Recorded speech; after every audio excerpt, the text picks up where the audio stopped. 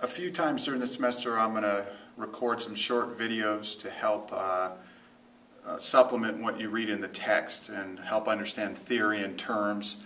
So this first one's going to be looking at terms related to anxiety and arousal. One suggestion when you're working on the chapter scenario assignments is to go in order of your responses should be in the order of the directions. Don't mix it up so much that I can't follow the discussion, and please ask for help when needed. Okay, so let's go over some of the terms. Anxiety is a term used to describe when someone is performing a task, and if they have high anxiety, they'll be nervous, have a lot of tension, worry a lot about doing the task. And this is particularly the case often when there's other people around you watching you do the task. State anxiety is the next term, and that's situation specific. And that relates to doing a specific task. And often, if we have high levels of anxiety, it goes along with having high levels of arousal. Okay, and we're going to talk about what arousal is in a minute. Trait anxiety is another term that's used in the research and in different textbooks, and that's feelings of apprehension and tension that happen in many situations for an individual. So it's not that they're just nervous about one specific task or setting. Across a number of tasks, they're going to be nervous. And to give you an example, I'll give you a PE example that's a real-life example for me.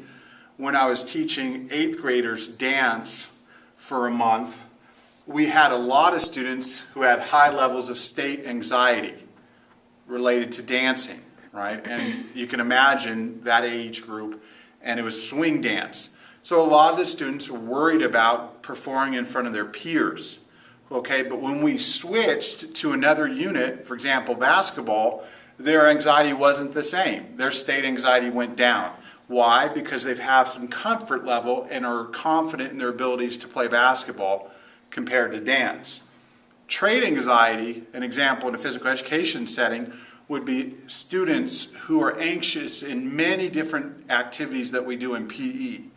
And those who are very low skilled or obese, those students often would be considered trait anxious because it didn't matter what we were doing, they didn't feel comfortable and they had a lot of worry and tension, etc.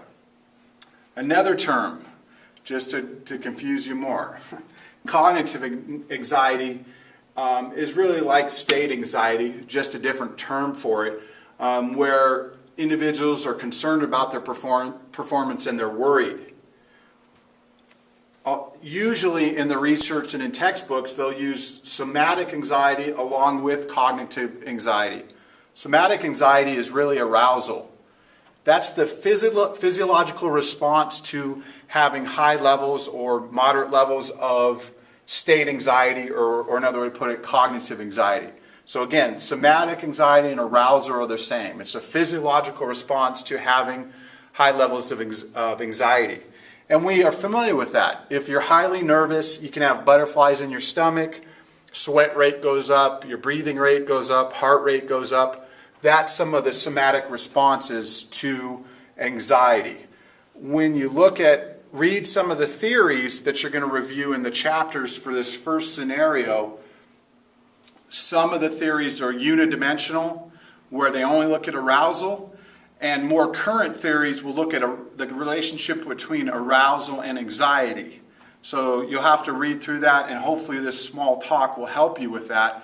And please let me know if you have any questions about all these different terms.